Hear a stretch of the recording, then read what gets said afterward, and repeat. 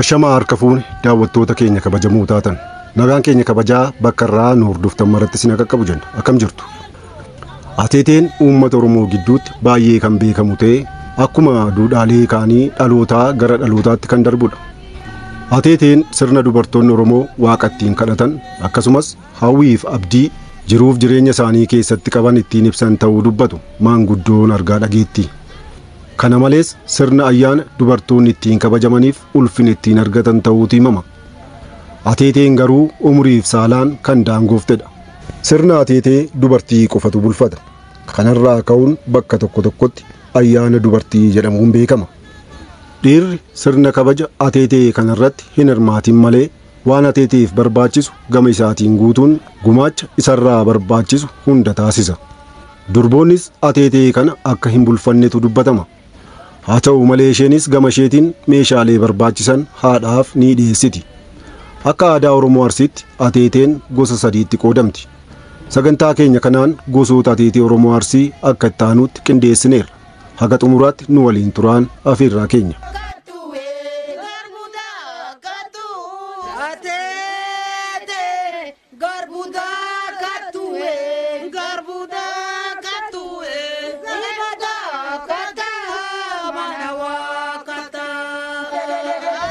Akka aadaa Oromoo Arsiitti ateeteen ateetee goraa, ateetee falaa fi ateetee araaraa jedhamuun bakka sadiitti qoodamti.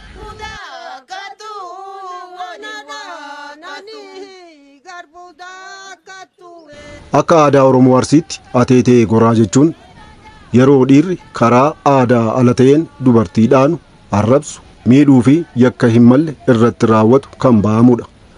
Akkaataa kanaan namni dubartii takka arrabse yookaan dhaane arrabni sunis irratti mirkanaa'e dubartiin dhaanamtes nama balleessaa raawwate sanarraa qaltee, nyaattee, dhugdee, uffattee fi kuullattee eebbiftee araaramtee galti.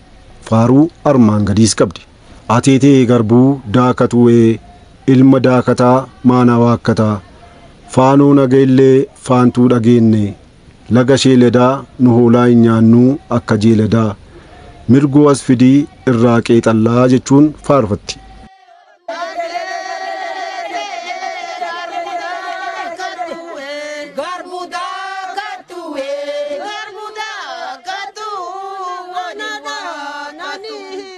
Gosti ateetee inni lammaffaan ateetee falaati. Gosti ateetee kun bara hongeen ammaati, bara dhibeen daddarbaa biyya seene, walumaa galatti yeroo rakkoon jabaan dhalate gurmuun dubartootaa malkaatti ba'anii waaqa kadhaan araara gaafatu. Gurmuun dubartootaa siinqee, irreessaa fi aannan ciicootti qabatanii siinqee weeddifachaa malkaa bu'u. Hoggaa malkaa ga'an faaruudhaan waaqa kadhatu.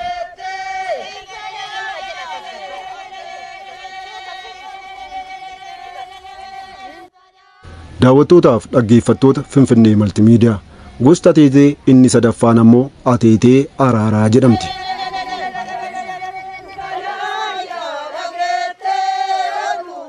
Gosa Oromoo gidduutti walitti bu'insi uumamee lolli hamaan yookaan waraanni ka'ee namnis wal miidhe. Dubartiin oduun lolaa kun dura gurra bu'e ililfattee dubartoota bakka hallee dammaqsiti.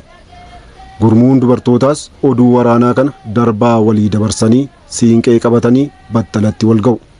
Weedduu isaaniitiin siinqee weeddisaa gara lafa lolaatti hoggaa deeman waaqa siinqeedhaaf aangoo kana kenne faarsu. Iddoo lolaa sanatti wayita dhiyaatan immoo weedduu isaanii keessa waraanni akka dhaabbatu maqaa waaqaatiin gaafatu. Bakka lolaa sana yoo ga'an siinqee isaanii faarfachaa lolli akka dhaabbatu gaafatu. Kanaan yoo dhaabbachuu dide gidduu seenu. Waraana hamaallee yoo ta'e seera kana bira hin darbuu jedhu maanguddoon argaa dhageetti battalattis dhaabbata. Siinqeen meeshaa araaraa seera siinqee addunyaa kanaaf aadaa dimokiraasii kan beeksise sirni gadaa uummanni Oromoo ittiin bulaa ture mirga namummaa fi siyaasaa daangaa hin qabne gonfachiisuu bira darbee walqixxummaa saalaa mirkaneessuu irrattis mudaa akka hin qabne seenaan ragaadha. Sirni dimokiraasii addunyaaf hangafa ta'e kun walqixxummaa dubartootaa dhugoomsuuf seera tumateen mirga dubartootaa kabajuun sirna milkaa'e ta'uu isaa hambaan aadaa seera siinqee gosa Oromoo Arsii keessatti mul'atu dhugaa ba'a.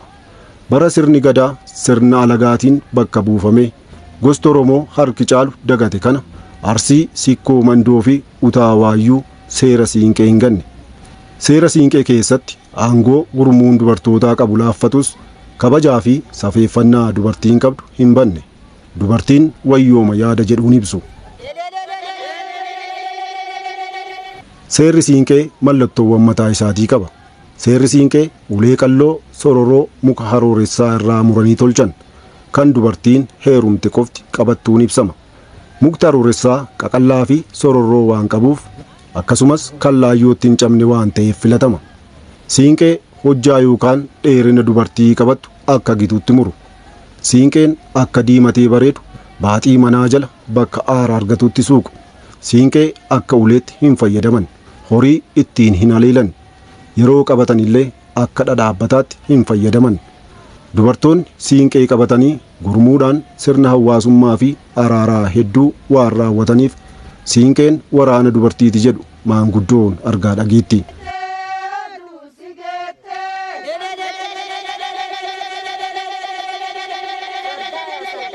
Egaan hordoftoota keenya kabajamoo taatan gosoota siinqee Oromoo Arsii akkanaan qindeessinee isin biraan geenye waan nu hordoftaniif guddaa galatoomaa.